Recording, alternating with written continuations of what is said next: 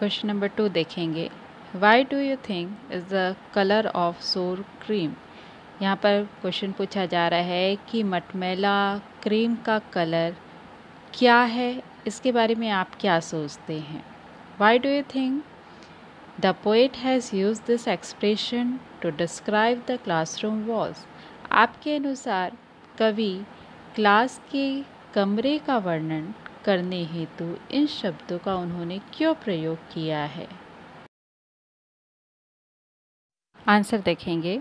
The colour of the sour cream is off white. मटमैले cream का जो colour है वो मटमैला सफ़ेद है। The poet has use this expression because कवि ने क्लास के कमरे का वर्णन इसलिए किया है। This unpleasant walls also symbolise the pathetic condition of the slum children.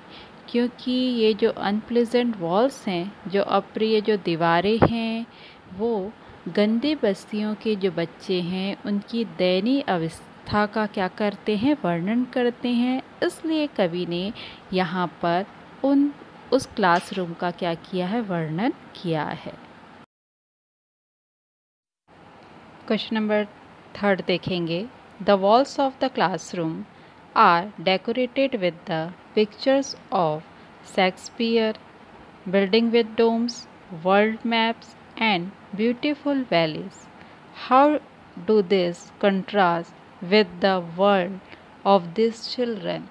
यहाँ पर क्वेश्चन पूछा जा रहा है कि क्लास के कमरे की जो दीवारें हैं उसमें शेक्सपियर, गुंबद वाली इमारतें, संसार के जो मानचित्र हैं और सुंदर घाटियों के जो चित्र हैं उससे सजी हुई हैं दीवारें। ये सब किस प्रकार इन बच्चों की दुनिया से बिल्कुल विपरीत है। आंसर देखेंगे। This pictures mean beauty, progress and prosperity. यहाँ पर जो पिक्चर्स लगी हैं उसका अर्थ है ब्यूटी, सुंदरता, प्रोग्रेस, उन्नति and prosperity, Samriddhi. But this slum children have no meaning and no purpose for them. किंतु यहाँ जो स्लम जो चिल्ड्रन हैं उनके लिए इन चित्रों का ना ही कोई अर्थ है और ना ही कोई उद्देश्य। Because they leave in extreme poverty. इसलिए उनके लिए इसका अर्थ और उद्देश्य नहीं है क्योंकि वो बहुत ही ज़्यादा गरीबी के जीवन में वो क्या कर रहे हैं, जीवन जी रहे हैं। इसलिए इन पिक्चर्स का वहाँ पर टंगी हुई जो क्लासरूम में जो पिक्चर्स हैं उसका उनके लिए कोई भी अर्थ नहीं है। क्वेश्चन नंबर 4 देखेंगे। What does the poet want for the children of the slums. कवि गंदी बस्तियों के बच्चों के लिए क्या चाहते हैं। How can their lives be made to the change. और उनके जीवन को किस प्रकार से बदला जा सकता है। आंसर देखेंगे। Betterment of the slum children, poet wants that. Slum जो चिल्ड्रन हैं उनके जीवन को सुधारने के लिए पोएट चाहते हैं कि the dirty surrounding must be remove, कि उनके चारों ओर का जो गंदा वातावरण है उसको अवश्य ही समाप्त किया जाना चाहिए। Their lives can be changed by giving education. उनके जीवन को बदला जा सकता है क्या देकर, अच्छी शिक्षा देकर। Because education is the key to the prosperity. क्योंकि जो एजुकेशन है वो समृद्धि की क्या होती है, चाबी होती है। हमको मालूम ही है कि जब हम अच्छी एजुकेशन जब हम पा लेते हैं तो उससे हम समृद्धशाली बन जाते हैं। इसलिए हमने यहाँ पर लिखा है बिकॉज एजुकेशन इज़ अ की टू द प्रॉस्पेरिटी। चलिए अब इस पोएम के कुछ एक्स्ट्रा क्वेश्चन को हम करते हैं। क्वेश्चन नंबर 1 देखेंगे। Why Shakespeare described as wicked. यहाँ पर क्वेश्चन पूछा जा रहा है शेक्सपियर को शैतान व्यक्ति के रूप में या बेकार व्यक्ति के रूप में क्यों बताया गया है। आंसर देखेंगे। Shakespeare is described as weak because he and his works are no use for slum children. Shakespeare को बेकार व्यक्ति के रूप में बताया गया है क्योंकि शेक्सपियर और उनके जो कार्य हैं, है ना, गंदी बस्तियों के जो स्कूली जो बच्चे हैं उनके लिए किसी प्रकार से उपयोगी नहीं है, इसलिए उन्हें यहाँ पर एक शैतान या बेकार व्यक्ति के रूप में बताया गया है।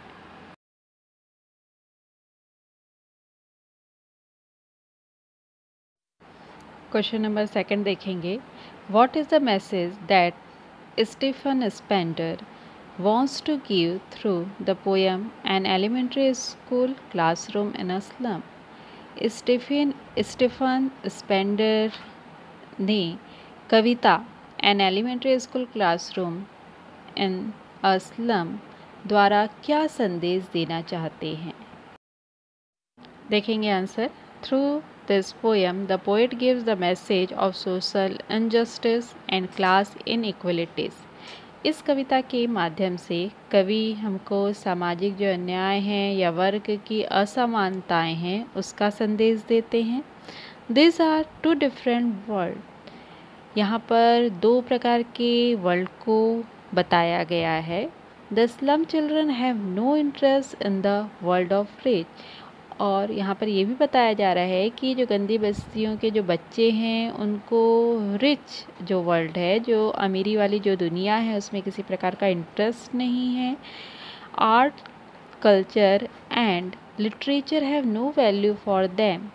कला, संस्कृति और साहित्य इन लोगों के लिए किसी प्रकार का क्या नहीं रखते हैं, मायने नहीं रखते हैं। They live in dark, narrow, cramped holes and lanes.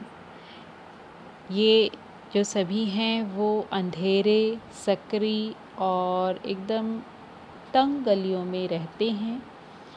The poet says, poet कहते हैं कि if gaps are not filled between two worlds, यदि दोनों संसारों के बीच के जो गैप्स है उनको नहीं भरा जाए तो there can not be any progress of development anywhere in the world. तो विश्व के किसी भी भाग में विकास और उन्नति नहीं की जा सकती है।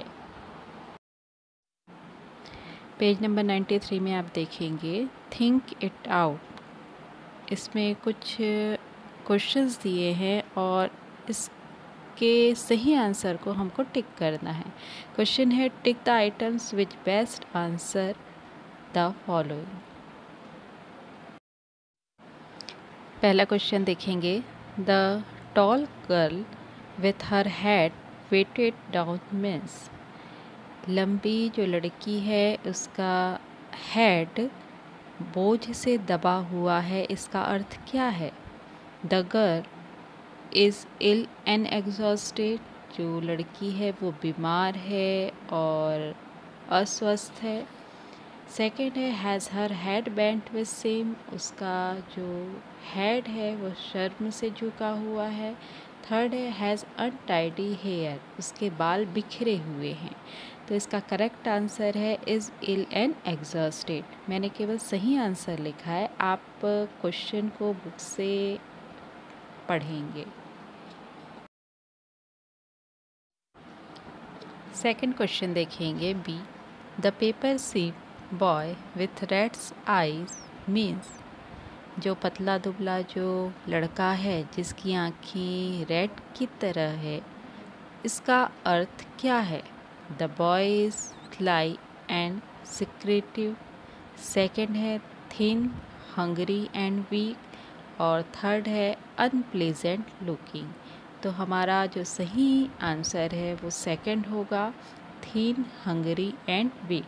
वो जो लड़का है वो पतला है, भूखा है और क्या है? कमज़ोर है। क्वेश्चन नंबर सी देखेंगे। The stunted unlucky heir of twisted bones means. यहाँ पर अविकसित और जिसकी टेढ़ी मेढ़ी जो हड्डियाँ हैं जो उसे विरासत में मिली है, उसका अर्थ क्या है? The boy.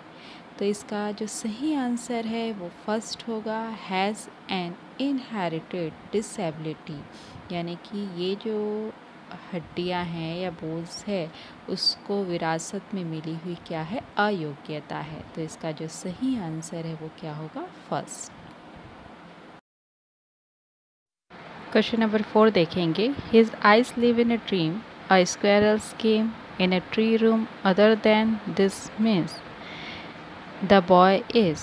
बोल रहे हैं जो लड़का है उसकी आंखों में सपने हैं, वो स्क्वेरल की तरह गेम खेलना चाहता है, पेड़ों पर चढ़ना चाहता है। इसका अर्थ क्या है? तो इसका सही ऑप्शन होगा full of hope in the future. वो भविष्य के प्रति उसके आंखों में क्या है, उम्मीद है। तो ये जो पहला है वो अपना करेक्ट आंसर होगा। ई क्वेश्चन, अगला क्वेश्चन देखेंगे। The children's faces are compared to rootless weeds, this means the. बच्चों का जो चेहरा है उसकी तुलना उखड़े हुए जड़ों से की गई है। इसका मतलब क्या है? तो पहला दिया आर इनसिक्योर, क्या वो असुरक्षित हैं। सेकंड आर इल फेडेड, क्या वो कुपोषित हैं। और थर्ड दिया है आर वेस्टर्स, क्या उनका कोई महत्व नहीं है। तो हमारा सही आंसर जो आएगा सेकंड है, आर इल फेड। मैंने आपको लास्ट क्लास में फिगर ऑफ स्पीच से संबंधित कुछ क्वेश्चंस दिए हुए थे जो कि आपके फ्लेमिंगो बुक के पेज नंबर 21 में हैं। इसके आंसर यहाँ पर बताए जा रहे हैं। आप अपनी कॉपी में यदि बनाए होंगे तो उसे टैली कर लीजिएगा और कुछ गलत होगा तो आप उसे सुधार लेंगे।